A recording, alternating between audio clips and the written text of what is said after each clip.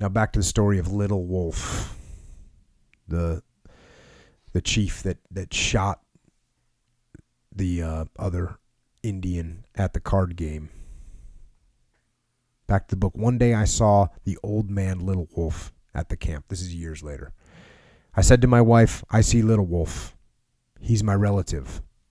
One of his wives is a sister of my father. I think I ought to invite him to eat at our lodge. I'm glad to hear you say that, she answered. Tell him to come now.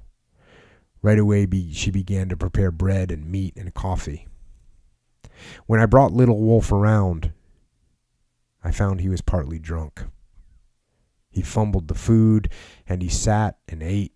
He ate freely as though he were very hungry. He kept quiet and kept looking downward during all the time.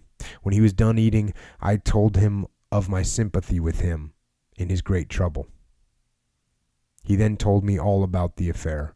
I loved the young man and all of his people. I was crazy when I shot him. At this time in the conversation, Little Wolf was about 70 years old. This man gave away all of his horses after he'd been put out of his position as our greatest chief.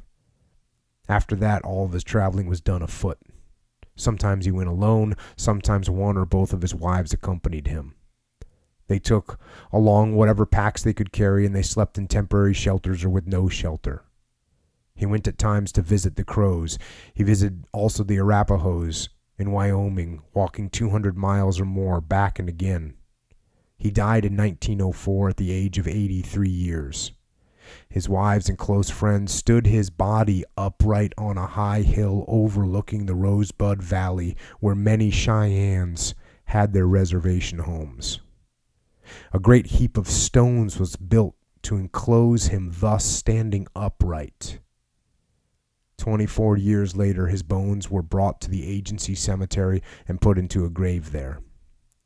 Bird, the old-time Indian story white man who lives in New York, had a stone put at the head of this agency grave.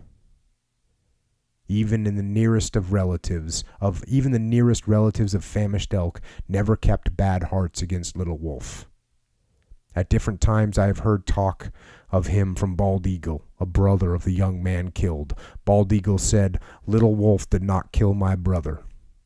It was the white man whiskey that did it.